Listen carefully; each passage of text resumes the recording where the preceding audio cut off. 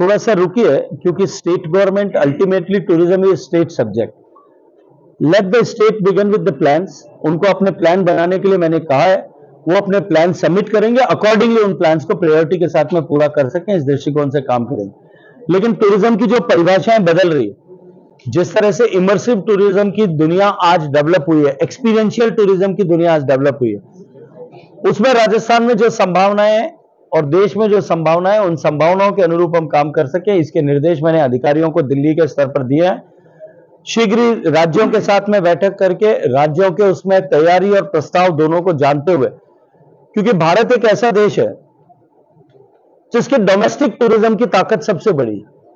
आज अगर हम अपने पीयर कॉम्पिटिटर्स की दृष्टिकोण से देखें तो हमको लगता है कि हमारे पास इतना बड़ा देश, इतनी सारी संपदाएं होते हुए भी दुनिया के मात्र 1 करोड़ लोग भारत में आते हैं,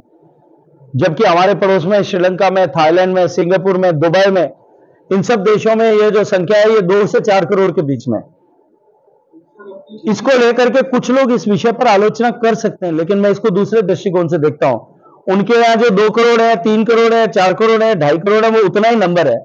भारत में 20 करोड़ डोमेस्टिक ट्रैवलर हर साल मूव करता है, और यह संख्या भारत की बढ़ती हुई प्रॉस्पेरिटी के साथ में निरंतर जो है हमारी जीडीपी की ग्रोथ के प्रोपोर्शन में बढ़ने वाली।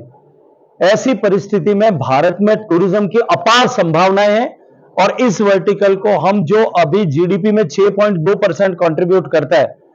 और टूरिज्म क्योंकि सबसे ज्यादा रोजगार पैदा करने वाला जो है वो सब डोमेन है,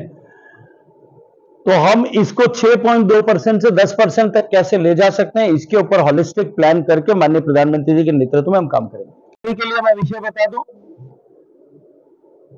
कि वर्ल्ड हेरिटेज कमेटी जो यूनेस्को की एक कमेटी है, जिसमें यूनेस्को के 195 सिग्नेटरी देश सदस्य हैं, भारत भी उसका सदस्य है, और सन 60 के दशक से भारत उसका सदस्य है, और 195 देश सदस्य हैं। हर देश को 4 साल के लिए उसके एग्जीक्यूटिव कमेटी में काम करने का सौभाग्य मिलता है। उसके बाद 6 साल तक के लिए वो कूलिंग ऑफ में जाता है, फिर वापस 4 साल बाद में अवसर मिलता है। भारत अब तक 4 बार एग्जीक्यूटिव का मेंबर रह चुका है, लेकिन पहली बार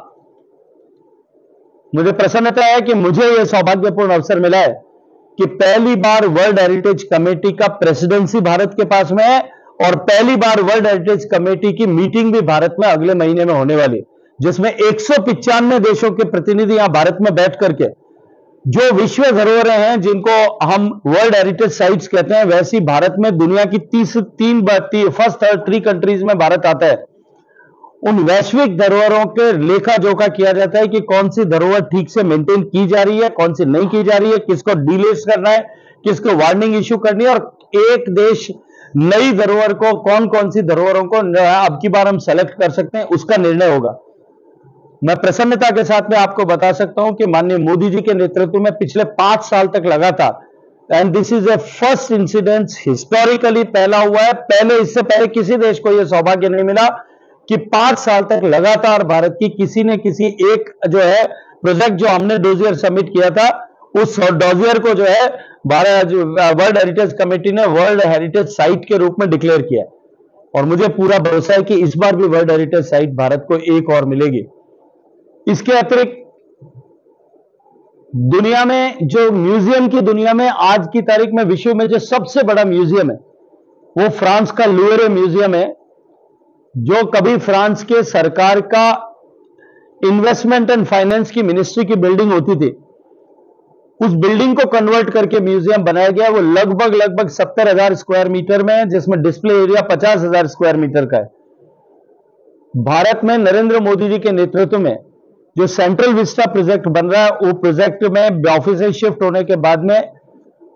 2025 के साल में जो है नॉर्थ और साउथ ब्लॉक दोनों